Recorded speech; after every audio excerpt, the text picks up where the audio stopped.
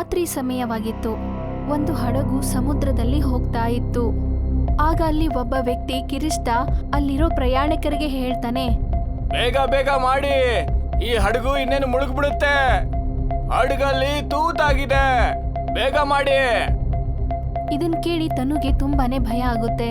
ಮತ್ತೆ ತನ್ನ ಗಂಡನಾದ ಆಕಾಶ್ಗೆ ಹೇಳ್ತಾಳೆ, ಆಕಾಶ್, ನಾವ್ ಇವಾಗ ಏನ್ ಮಾಡೋದು? ನಾವ್ ಇವಾಗ್ಲೇ ಸತ್ತು ಹೋಗ್ತೀವಾ? ಇಲ್ಲ ತನು, ಹಾಗೆಲ್ಲ ಏನೂ ಆಗಲ್ಲ. ಅಲ್ಲಿ ನೋಡು, ಅಲ್ಲಿ ಎದುರುಗಡೆ ಒಬ್ರು ಅಂಕಲ್ ಸೇಫ್ಟಿ ಜಾಕೆಟ್ ಕೊಡ್ತಾ ಇದಾರಲ್ಲ, ನಮ್ ಕೈಗೂ ಅದ್ ಸಿಕ್ಕಿದ ತಕ್ಷಣ ನಾವು ಕೂಡ ಹಾರ್ಬಿಡೋಣ. ಆಗ ಮುಂದೆ ಇರುವ ಒಬ್ಬ ವ್ಯಕ್ತಿ ಕಿರಿಸ್ತಾ ಹೇಳ್ತಾನೆ, ಸೇಫ್ಟಿ ಜಾಕೆಟ್ ಖಾಲಿ ಆಗೋಯ್ತು, ಬಹುಶಃ ಬೇರೆ ಯಾರು ಉಳಿಯಲ್ಲ ಅನ್ಸುತ್ತೆ. ಇಷ್ಟ ಹೇಳ್ತಾ ಮೋಟಾರ್ ಬೋಟ್ ಅಲ್ಲಿ ಹೋಗ್ತಾನೆ. ಮತ್ತೆ ಸಮುದ್ರದಿಂದ ದೂರ ಹೋಗ್ತಾನೆ. ಅಚಾನಕ್ಕಾಗಿ ಆ ಹಡಗಿಗೆ ಬೆಂಕಿ ಹತ್ತುತ್ತೆ. ಆಕಾಶ್, ನಾವ್ ಇವಾಗ ಏನ್ ಮಾಡೋದು? ನಿನಗ್ ಗೊತ್ತಲ್ವಾ, ನನಗ್ ನೀರಂದ್ರೆ ತುಂಬಾನೇ ಭಯ ಅಂತ. ಆಗ ಕೋಣೆ ಒಳಗಡೆಯಿಂದ ಆಚೆ ಬಂದು ಮೋನಾ ಆಕಾಶ್ ಹೇಳ್ತಾಳೆ, ಅಯ್ಯೋ, ಇದ್ರಲ್ಲಿ ಅಳೋ ವಿಷಯ ಏನಿದೆ? ಅಲ್ಲಿ ನೋಡಿ, ಒಂದ್ ಸೇಫ್ಟಿ ಬೋಟ್ ಇದೆ, ನೀವಿಬ್ರು ಇದ್ರಲ್ಲಿ ಕುತ್ಕೊಂಡು ಹೋಗಿ. ಇಷ್ಟ ಹೇಳಿ ಆ ಮೋನಾ ಸೇಫ್ಟಿ ಬೋಟನ್ನ ನೀರಿಗೆ ಬಿಸಾಕ್ತಾಳೆ. ಅದರಲ್ಲಿ ತನು ಆಕಾಶನ ಕಳಿಸ್ತಾಳೆ. ಅದನ್ನ ನೋಡಿ ಮೋನಾ ಗೆಳೆಯರಾದ ಅಮಿತ್ ಮತ್ತೆ ಸುಮಿತ್ಗೆ ತುಂಬಾನೇ ಕೋಪ ಬರುತ್ತೆ. ನಿನ್ಗೆ ಹುಚ್ಚಿಡ್ದಿದ್ಯಾ? ಇಲ್ಲಿ ನಾವೇನ್ ಸಾಯ್ಬೇಕಾ? ಒಂದೇ ಒಂದು ಸೇಫ್ಟಿ ಬೋಟ್ ಇತ್ತು, ಮತ್ತೆ ನಿನ್ನದ್ನ ಅವರು ಕೊಟ್ಟಿಲ್ಲ. ಮೋನಾ 2 ಸೇಫ್ಟಿ ಜಾಕೆಟ್ ಅನ್ನ ಅಮಿತ್ ಮತ್ತೆ ಸುಮಿತ್ಗೆ ಕೊಡ್ತಾಳೆ. ಈ ಸೇಫ್ಟಿ ಜಾಕೆಟ್ ಅನ್ನ ಯಾರಿಗೂ ಗೊತ್ತಿಲ್ಲದೆ ನಾನು ಎತ್ತಿಟ್ಟಿದ್ದೆ. ಬೇಗ ಇದನ್ನ ಹಾಕೊಂಡು ಸಮುದ್ರದಲ್ಲಿ ಜಂಪ್ ಮಾಡಿ. ಆದ್ರೆ ಮೋನಾ, ನೀನೇನ್ ಮಾಡ್ತೀಯಾ? ನನ್ ಚಿಂತೆ ಬಿಟ್ಬಿಡಿ, ನೀವು ಮೊದಲು ಜಂಪ್ ಮಾಡಿ ಈಗ. ಅವರಿಬ್ರು ಬೇಗ ಸಮುದ್ರಕ್ಕೆ ಹಾರ್ಬಿಡ್ತಾರೆ. ಅಚಾನಕ್ಕಾಗಿ ಕಪ್ಪು ಹೊಗೆ ಬರೋಕೆ ಶುರು ಆಗುತ್ತೆ. ಆಗ ಮೋನಾನ ದೃಷ್ಟಿ ಮೂಲೆಯಲ್ಲಿರುವ ಸೇಫ್ಟಿ ಬೋಟ್ ಹತ್ರ ಹೋಗುತ್ತೆ. ಮೋನಾ ಸ್ವಲ್ಪನೂ ಯೋಚನೆ ಮಾಡದೆ ಆ ಬೋಟ್ ಒಳಗಡೆ ಹೋಗ್ತಾಳೆ. ತನು ಹತ್ತಿದ ಸೇಫ್ಟಿ ಬೋಟ್ ಯಾರು ಇಲ್ಲದೆ ಇರೋ ಒಂದು ಐಲ್ಯಾಂಡ್ ಹತ್ರ ಹೋಗಕ್ಕೆ ಶುರು ಆಯ್ತು. ಆಗ ಅವಳು ಸ್ವಲ್ಪ ಹೊತ್ತಲ್ಲೇ ಆ ಐಲ್ಯಾಂಡ್ ಹತ್ರ ಬರ್ತಾಳೆ. ಓಹ್ ಮೈ ಗಾಡ್, ನಾನು ಎಲ್ಲಿ ಬಂದು ಸಮಸ್ಯೆಗೆ ಸಿಕ್ಕಾಕೊಂಡೆ. ನನಗೆ ತುಂಬಾನೇ ಭಯ ಆಗ್ತಾ ಇದೆ. ಇಲ್ಲಿ ಮೊದಲೇ ಯಾರೂ ಇಲ್ಲ, ನನಗೆ ತುಂಬಾನೇ ಭಯ ಆಗ್ತಿದೆ. ಇಲ್ಲಿಂದ ಹೊರಗಡೆ ಹೇಗೆ ಹೋಗೋದು? ಆಗ ಮೋನಾ ಕಿವಿಯಲ್ಲಿ ಒಬ್ಬ ವ್ಯಕ್ತಿ ಜೋರಾಗಿ ಕಿರಿಸ್ದಾಗುತ್ತೆ. ಚಿಂತೆ ಮಾಡಬೇಡ, ನಿನ್ನ ಅದೃಷ್ಟ ಚೆನ್ನಾಗಿದ್ರೆ ಇಲ್ಲಿಂದ ವಾಪಸ್ ಹೋಗ್ತೀಯಾ. ಒಂದ್ ವೇಳೆ ಅದೃಷ್ಟ ಚೆನ್ನಾಗಿಲ್ಲ ಅಂದ್ರೆ ಕಷ್ಟ ಆಗುತ್ತೆ. ಯಾರಾದ್ರೂ ಇಲ್ಲಿಗೆ ಮೊದಲನೇ ಸರಿ ಬಂದ್ರೆ ಅವ್ರು ವಾಪಸ್ ಹೋಗೋದಕ್ಕಾಗಲ್ಲ. ಮೋನಾ ಸಡನ್ ಆಗಿ ತಿರುಗಿ ನೋಡಿದಾಗ ಅವಳ ಮುಂದೆ ಬ್ಲ್ಯಾಕ್ ಕೋಟ್ ಹಾಕೊಂಡು ಒಬ್ಬ ಸುಂದರವಾದ ಯುವಕ ಮೋನಾನೇ ನೋಡ್ತಾ ಇದ್ದ. ಅವನ ಕಣ್ಣುಗಳು ನೀಲಿ ಬಣ್ಣದಾಗಿತ್ತು. ಯಾರ್ ನೀನು? ಈ ಐಲ್ಯಾಂಡ್ ಅಲ್ಲಿ ನೀನೇನ್ ಮಾಡ್ತಿದೀಯಾ? ನನ್ನ ಹೆಸರು ಆಂಡಿ ಅಂತ. ಅದೇನಂದ್ರೆ ನಾನ್ ನಿನಗೆ ಈ ಪ್ರಶ್ನೆನ ಕೇಳ್ಬೇಕು. ನೀನು ಈ ದ್ವೀಪದಲ್ಲಿ ಏನ್ ಮಾಡ್ತಾ ಇದೀಯಾ? ಯಾಕಂದ್ರೆ ಈ ದ್ವೀಪ ನನ್ನ ಮನೆ. ನನಗ್ ನನ್ನ ಹಣೆ ಬರ ಇಲ್ಲಿ ಕಡ್ಕೊಂಡು ಬಂತು. ನೀನು ಕೂಡ 4 ಜನದ ಹಾಗೆ ದುರಾದೃಷ್ಟವಂತೆ ಅನ್ಸುತ್ತೆ. ನಿನ್ನೆ ರಾತ್ರಿ ತಾನೇ ದಾರಿ ತಪ್ಪಿ ಇಲ್ಲಿಗೆ ಬಂದಿದ್ರು. ಯಾರದು? ನಾನು ಅವ್ರನ್ನ ಭೇಟಿ ಮಾಡ್ಬೇಕು. ಅವರು ನನ್ನ ಗೆಳೆಯರಲ್ಲ ತಾನೇ? ಬಾ ನನ್ ಜೊತೆ. ಆಂಡಿ ಮೋನಾನ ಕರ್ಕೊಂಡು ಒಂದು ಕಾಡು ಒಳಗಡೆ ಹೋಗ್ತಾ ಇರ್ತಾನೆ. ನೀನ್ ನನ್ನ ಎಲ್ಲಿ ಕರ್ಕೊಂಡು ಹೋಗ್ತಿದೀಯಾ? ಒಂದ್ ವೇಳೆ ನಿನಗೆ ನನ್ನ ಮೇಲೆ ನಂಬಿಕೆ ಇದ್ರೆ ನನ್ನ ಜೊತೆಗೆ ಬಾ. ಒಂದ್ ವೇಳೆ ನಂಬಿಕೆ ಇಲ್ಲ ಅಂದ್ರೆ ನಿನ್ನ ಇಷ್ಟ. ಅದು ಅಲ್ಲದೆ ನೀನ್ ನನ್ನ ನಂಬಿಲ್ಲ ಅಂದ್ರೆ ನಿನ್ಗಂತೂ ಖಂಡಿತವಾಗ್ಲೂ ಕಷ್ಟ ಆಗುತ್ತೆ. ಅದ್ ಹೇಗೆ? ನಿನಗೆ ಈ ದ್ವೀಪದ ಬಗ್ಗೆ ಸರಿಯಾಗಿ ಗೊತ್ತಿಲ್ಲ. ಇಲ್ಲಿ ಜೀವಂತವಾಗಿರೋದು ಕಷ್ಟ. ಊಟಕ್ಕೂ ಕೂಡ ತುಂಬಾ ಅಲ್ದಾಡ್ಬೇಕಾಗತ್ತೆ. ಮೋನಾ ಆಂಡಿ ಜೊತೆ ಆ ಕಾಡು ಒಳಗೆ ತುಂಬಾ ದೂರದಲ್ಲಿ ಹೋಗ್ತಾ ಇರ್ತಾಳೆ. ಆಗ ಅವಳಿಗೆ ದೂರದಿಂದ ತುಂಬಾ ಹಳೆಯದಾದ ಮನೆ ಕಾಣಿಸ್ಕೊಳ್ಳುತ್ತೆ. ಈ ಐಲ್ಯಾಂಡ್ ಅಲ್ಲಿ ಇಷ್ಟೊಂದು ಸುಂದರವಾಗಿರೋ ಮನೆ ಹೇಗಿರಕ್ ಸಾಧ್ಯ? ನಾನು ಹೇಳಿದ್ನಲ್ಲ, ಈ ದ್ವೀಪ ಒಂಥರ ನನ್ನ ಮನೆ ಇದ್ದಾಗೆ ಅಂತ. ಬಾ ಒಳಗಡೆ ಹೋಗೋಣ. ಆಂಡಿ ಮತ್ತೆ ಮೋನಾ ಆ ಕಾಟೇಜ್ ಒಳಗಡೆ ಹೋಗ್ತಾರೆ. ಮೋನಾ ಅಲ್ಲಿ ಬಂದ್ ನೋಡಿದಾಗ ತನ್ನ ಗೆಳೆಯರು ಇರ್ತಾರೆ. ನಾವ್ ಅನ್ಕೊಂಡಿದೀವಿ ನೀನು ನನ್ ಹಡಗಲ್ಲಿ ಏನಾದ್ರೂ ಸತ್ ಹೋದ್ನಾ? ಇಲ್ಲ ಸಮುದ್ರದಲ್ಲಿ ಮುಳುಗಿ ಸತ್ ಹೋಗಿದ್ನಾ? ಅಯ್ಯೋ, ಆಂಡಿಗ್ ನನ್ ಥ್ಯಾಂಕ್ಸ್ ಹೇಳ್ಬೇಕು. ಈ ಐಲ್ಯಾಂಡ್ ಅಲ್ಲಿ ನನಗವ್ರು ಸಿಕ್ಕಿದ್ರು. ಇಲ್ಲಾಂದ್ರೆ ಈ ಜಾಗದಲ್ಲಿ ನಮಗ್ ಗೊತ್ತಿಲ್ಲದೆ ನಾವು ಹುಡುಕ್ತಾನೆ ಇದ್ವಿ. ಮೋನಾ ಆಂಡಿನ ನೋಡಿ ಹೇಳ್ತಾಳೆ, ನನಗಂತೂ ತುಂಬಾನೇ ಹಸುವಾಗ್ತಾ ಇದೆ. ಇದು ನಿನ್ನ ಸಿಟಿ ಅಲ್ಲ, ಒಂದು ಖಾಲಿ ಇರೋ ದ್ವೀಪ. ನಾನ್ ನಿನಗ್ ಮೊದ್ಲೇ ಹೇಳಿದ್ದೆ ತಾನೆ, ಊಟಕ್ಕೋಸ್ಕರ ಅಲ್ದಾಡ್ಬೇಕು ಅಂತ. ನಿಮ್ಮಲ್ಲಿ ಯಾರಾದ್ರೂ ಒಬ್ರು ನನ್ನ ಜೊತೆ ಬರ್ಬೇಕಾಗತ್ತೆ. ಆಗ ಆಕಾಶ್ ಆಂಡಿನ ನೋಡಿ ಹೇಳ್ತಾನೆ, ನಾನ್ ನಿಮ್ ಜೊತೆ ಬರ್ತೀನಿ. ಹೇಳಿ, ಎಲ್ಲಿ ಹೋಗ್ಬೇಕು? ಅದು ಅಲ್ಲದೆ ನನಗೆ ಇಲ್ಲಿ ಕೂತು ಕೂತು ಬೋರ್ ಆಗ್ತಾ ಇದೆ. ಇಲ್ಲಿಂದ ಸ್ವಲ್ಪ ದೂರದಲ್ಲೇ ಸಮುದ್ರದ ಹತ್ರ, ಯಾಕಂದ್ರೆ ಮೀನುಗಳು ನಮ್ಗೆ ಅಲ್ಲೇ ಸಿಗುತ್ತೆ. ಆಕಾಶ ಆಂಡಿ ಜೊತೆ ಕಾಟೇಜ್ ಹೊರಗಡೆ ಬರ್ತಾರೆ. ಆಂಡಿ ಆಕಾಶನ್ನ ಸಮುದ್ರದ ತೀರಕ್ಕೆ ಕರ್ಕೊಂಡು ಹೋಗ್ತಾನೆ. ರಾತ್ರಿ ಆಗಿತ್ತು ಮತ್ತೆ ಸಮುದ್ರದ 4 ಕಡೆ ತಂಪಾಗಿರುವ ಗಾಳಿ ಬೀಸ್ತಾ ಇತ್ತು. ನನ್ಗೊಂದು ಅರ್ಥ ಆಗ್ತಿಲ್ಲ, ನೀವು ಮೀನುಗಳನ್ನ ಹೇಗ್ ಹಿಡಿತೀರಾ ಅಂತ. ನಿಮ್ಮ ಹತ್ರ ಅಂತೂ ನನಗೆ ಯಾವುದೇ ಬಲೆ ಕೂಡ ಕಾಣಿಸ್ತಿಲ್ಲ. ಆಕಾಶ್ ಇಷ್ಟ ಹೇಳೋವಷ್ಟರಲ್ಲಿ ಆಂಡಿ ಆ ಸಮುದ್ರದೊಳಗೆ ಜಂಪ್ ಮಾಡ್ಬಿಡ್ತಾನೆ. ಇದನ್ನ ನೋಡಿ ಆಕಾಶ್ಗೆ ತುಂಬಾನೇ ಭಯ ಬಂದು ನಡುಕ್ತಾ ಇರ್ತಾನೆ.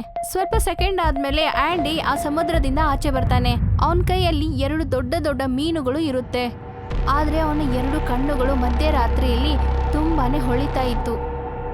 ನಿಮ್ಮ ಕಣ್ಣು ಇದ್ದಕ್ಕಿದ್ದಾಗೆ ಹೇಗೆ ಇಷ್ಟೊಂದು ಹೊಳಿತಾ ಇದೆ? ಹೇಗನ್ಸ್ತಾ ಇದೆ ಅಂದ್ರೆ ಯಾರೋ ಬ್ಲೂ ಕಲರ್ ಬಲ್ಬ್ ಹಾಕ್ದಂಗಿದೆ. ಇನ್ನು ಸ್ವಲ್ಪ ಹೊತ್ತಲ್ಲೇ ಆ ಐಲ್ಯಾಂಡ್ ಅಲ್ಲಿ ಭಯಂಕರವಾಗಿ ಶಬ್ದ ಬರಕ್ಕೆ ಶುರುವಾಗುತ್ತೆ. ಈ ಶಬ್ದ ಏನದು? ನನಗ್ ಗೊತ್ತಿರೋ ಹಾಗೆ ಈ ಐಲ್ಯಾಂಡ್ ಅಲ್ಲಂತೂ ನಾವು 5 ಜನ ಅಲ್ವಾ ಇರೋದು. ಅದೇನಂದ್ರೆ ಈ ಐಲ್ಯಾಂಡ್ ಅಲ್ಲಿ ತುಂಬಾ ಜನ ಇದ್ದಾರೆ. ಒಂದ್ ವೇಳೆ ನೀನೇನಾದ್ರೂ ಅನ್ಕೊಂಡ್ರೆ ಈ ಐಲ್ಯಾಂಡ್ ಅಲ್ಲಿ ಕೇವಲ ನಾವು 5 ಜನ ಇದೀವಿ ಅಂತ, ಆಗ ಅದು ತಪ್ಪಾಗುತ್ತೆ. ಆದ್ರೆ ನೀನ್ ಚಿಂತೆ ಮಾಡ್ಬೇಡ, ನಾವು 5 ರಿಂದ 6 ಜನ ಆಗ್ತೀವಿ. ಇಷ್ಟು ಹೇಳ್ತಾ ಆಂಡಿ ಮುಖದಲ್ಲಿ ಅಚಾನಕ್ಕಾಗಿ ಏನೋ ಒಂದು ಬದಲಾಯಿತು. ಆಗ ಅವನು ಭಯಂಕರವಾಗಿ ತನ್ನ ಮುಖನ ಬದಲಾಯಿಸ್ಬಿಟ್ಟ. ಆಕಾಶ್ ನಡುಕ್ತಾ ಹೇಳ್ತಾನೆ, ಯಾರ್ ನೀನು? ಶಿಕಾರಿ, ಸಾವಿನ ಶಿಕಾರಿ. ಇಷ್ಟ ಹೇಳಿ ಆಂಡಿ ತನ್ನ ಭಯಂಕರವಾದ ರೂಪದಲ್ಲಿ ಬರ್ತಾನೆ. ಮತ್ತೆ ಸಿಡಿಲುಗಳನ್ನ ಕೇಳಿ ಆಕಾಶ್ ಹಿಂದೆ ಬಂದು ನಿಂತ್ಕೊಳ್ತಾನೆ. ಅಚಾನಕ್ಕಾಗಿ ಅವನ ಹಿಂದೆ ಬಂದು ಚೂಪಾದ ಹಲ್ಗಳಿಂದ ಅವನನ್ನ ಜೋರಾಗಿ ಕಚ್ತಾನೆ. ಆಕಾಶ್ನ ಕತ್ತು ಜೋರಾಗಿ ಕಚ್ಚಿಬಿಡ್ತಾನೆ. ಆಕಾಶ್ನ ಭಯಂಕರವಾದ ಕಿರಿಚಾಟ ಆ ಐಲ್ಯಾಂಡ್ ತುಂಬಾ ಹರಡ್ಕೊಳ್ತು. ಇಲ್ಲಿ ತನು ಕಾಟೇಜ್ ಅಲ್ಲಿ ತುಂಬಾ ಚಿಂತೆಯಿಂದ ಓಡಾಡ್ತಾ ಇದ್ಲು. ನೀವೆಲ್ಲ ಹೀಗೆ ನಿಂತ್ಕೊಂಡಿದ್ರಿಂದ ಏನಾಗುತ್ತೆ? ಮೋನಾ, ಅವರೆಲ್ಲ ಹೋಗಿ ತುಂಬಾನೇ ಹೊತ್ತಾಯ್ತು ಅಲ್ವಾ? ಇಷ್ಟೊತ್ತಿಗಾಗ್ಲೇ ಅವರು ಬಂದ್ಬಿಡ್ಬೇಕಾಗಿತ್ತಲ್ವಾ? ಕಮ್ ಆನ್ ಯಾರ್, ಈ ಐಲ್ಯಾಂಡು ನಮ್ಮ ಮನೆ ಅಲ್ಲ. ಬಹುಶಃ ಅವ್ರಿಗಿನ್ನೂ ಯಾವ್ದು ಶಿಕಾರಿ ಸಿಕ್ಕಿಲ್ಲ ಅನ್ಸುತ್ತೆ. ಸುಮಿತ್ ಸರಿಯಾಗಿ ಹೇಳ್ತಾ ಇದ್ದಾನೆ ತಾನು, ನಾವು ಸುಮ್ಮನೆ ಟೆನ್ಷನ್ ಮಾಡ್ಕೋತಾ ಇದೀವಿ. ಅಮಿತ್ ಇಷ್ಟ ಹೇಳೋ ಅಷ್ಟರಲ್ಲಿ ಆಂಡಿ ಮತ್ತೆ ಆಕಾಶ್ ಕೋಣೆಯಿಂದ ಆಚೆ ಬರ್ತಾರೆ. ಆಕಾಶ್ ಕೈಯಲ್ಲಿ 2 ದೊಡ್ಡ ಮೀನುಗಳು ಕಂಡು ಬಂದ್ವು. ಓ ಮೈ ಗಾಡ್, ಈ ಮೀನುಗಳು ಎಷ್ಟೊಂದು ದೊಡ್ಡದಾಗಿವೆ. ಮತ್ತೆ ಲೇಟ್ ಮಾಡ್ಬೇಡ, ಬೇಗ ಅದನ್ನ ಫ್ರೈ ಮಾಡು, ನನಗೆ ತುಂಬಾನೇ ಹಸುವಾಗ್ತಿದೆ.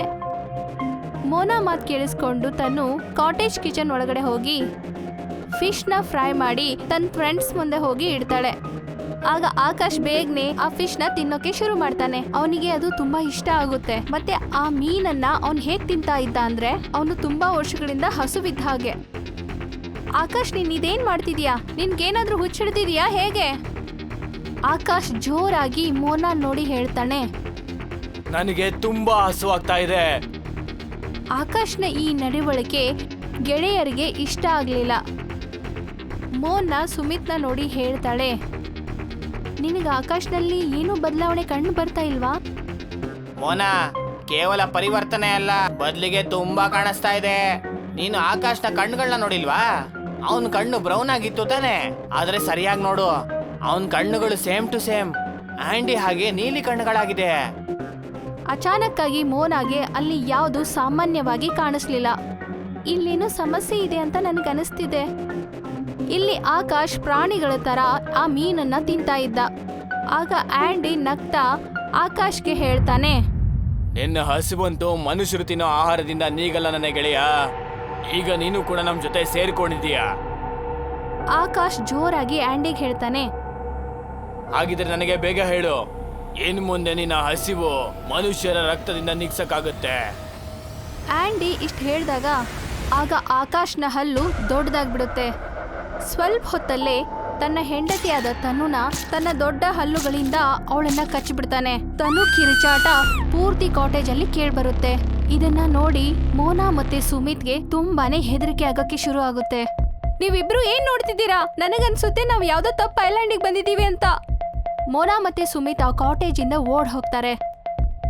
ಅಮಿತ್ನ ಹಿಂದೆಯಿಂದ ಬಂದು ಆಂಡಿ ಅವನನ್ನ ಹಿಡ್ಕೊಳ್ತಾನೆ. ಆಗ ಅಮಿತನ ಕಿರುಚಾಟ ಆ ಕಾಟೇಜ್ ಅಲ್ಲಿ ಕೇಳ್ಬರುತ್ತೆ. ಮೋನಾ ಮತ್ತೆ ಸುಮಿತ್ ಆ ಕಾಟೇಜ್ ಇಂದ ತುಂಬಾ ದೂರದಲ್ಲಿ ಓಡ್ ಬರ್ತಾರೆ.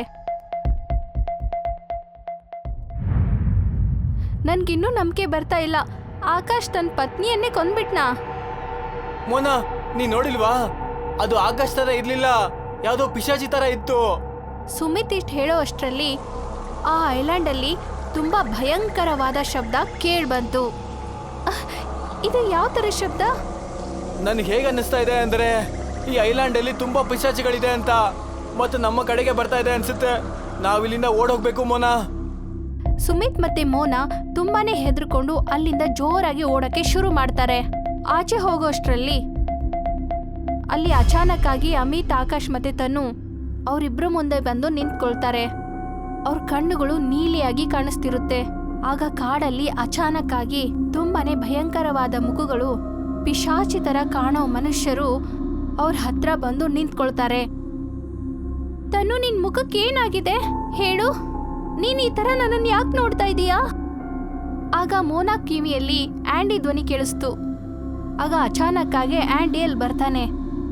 ಯಾಕಂದ್ರೆ ಇವ್ರೀಗ ನಿನ್ನ ಗೆಳೆಯರಲ್ಲ, ಬದ್ಲಿಗೆ ಅವ್ರೀಗ ಸಾವಿನ ಶಿಕಾರಿಗಳಾಗಿದ್ದಾರೆ. ಇದು ದ್ವೀಪ ಅಲ್ಲ, ಬದಲಿಗೆ ಸಾವಿನ ಶಿಕಾರಿಗಳ ಮನೆ. ಮತ್ತೆ ನಾನು ಈ ಸಾವಿನ ಶಿಕಾರಿಗಳಿಗೆ ಕಿಂಗು. ನಿನ್ಗೇನನ್ಸ್ತು? ನಿಮ್ಮ ಹಡಗು ಇದ್ದಕ್ಕಿದ್ದಾಗೆ ಮುಳುಗೋಯ್ತು ಅಂತನಾ? ನೀ ಏನ್ ಹೇಳಕ್ ಪ್ರಯತ್ನ ಪಡ್ತಾ ಇದೀಯಾ? ಯಾವುದೇ ಹಡಗು ನಮ್ಮ ಈ ಸಾವಿನ ಶಿಕಾರಿಗಳ ಐಲ್ಯಾಂಡ್ ನ ಹತ್ರ ಬರುತ್ತೋ ಆಗ ನನ್ನ ಹಡಗನ್ನ ತೋತ್ ಮಾಡ್ಬಿಡ್ತೀನಿ, ಮತ್ತದಕ್ಕೆ ಬೆಂಕಿ ಹಾಕ್ತೀನಿ. ಯಾರೆಲ್ಲ ಸುಟ್ಟು ಹೋಗ್ತಾರೋ ಅವರು ಕೂಡ ನಮ್ಮ ಈ ಪಿಶಾಚಿಗಳ ಗುಂಪು ಸೇರ್ಕೋತಾರೆ. ಮತ್ತೆ ಯಾರು ಜೀವಂತವಾಗಿ ಉಳಿತಾರೋ ಅವರು ಈ ಪಿಶಾಚಿಗಳ ಕಿಂಗ್ ನ ಅಂದ್ರೆ ನನ್ನ ಹಾಗೇನೆ ಆಗ್ಬಿಡ್ತಾರೆ. ಮತ್ತೆ ಅವರು ನನ್ನ ಹಾಗೇನೆ ಸ್ಮಾರ್ಟ್ ಶಿಕಾರಿಗಳಾಗ್ಬಿಡ್ತಾರೆ. ಚಿಂತೆ ಮಾಡಬೇಡ, ಇನ್ನು ಸ್ವಲ್ಪ ಹೊತ್ತಲ್ಲೇ ನೀವು ಕೂಡ ಸಾವಿನ ಸ್ಮಾರ್ಟ್ ಶಿಕಾರಿಗಳ ಗುಂಪಿಗೆ ಸೇರ್ಕೊಂಡ್ಬಿಡ್ತೀರಾ. ಅಚಾನಕ್ ಆಗಿ ಮೋನಾ ಮತ್ತೆ ಸುಮಿತ್ ಮುಂದೆ ಆಗ ಆಂಡಿ ಆ 3 ಜನರನ್ನ ಕರ್ಕೊಂಡು ತನು ಮುಂದೆ ಬಂದು ನಿಂತ್ಕೊಳ್ತಾರೆ. ಅವ್ರ ಹತ್ರ ಬಂದು ನಿಂತ್ಕೊಳ್ತಾರೆ. ಸ್ವಲ್ಪ ಹೊತ್ತಲ್ಲೇ ಮೋನಾ ಮತ್ತೆ ಸುಮಿತ್ ಕಿರುಚಾಟ ಆ ಐಲ್ಯಾಂಡ್ ಅಲ್ಲಿ ಕೇಳಿ ಬರುತ್ತೆ. ಆಗ ಆ ಐಲ್ಯಾಂಡ್ ಅಲ್ಲಿ ಮೌನ ಆವರಿಸ್ಕೊಳ್ಳುತ್ತೆ.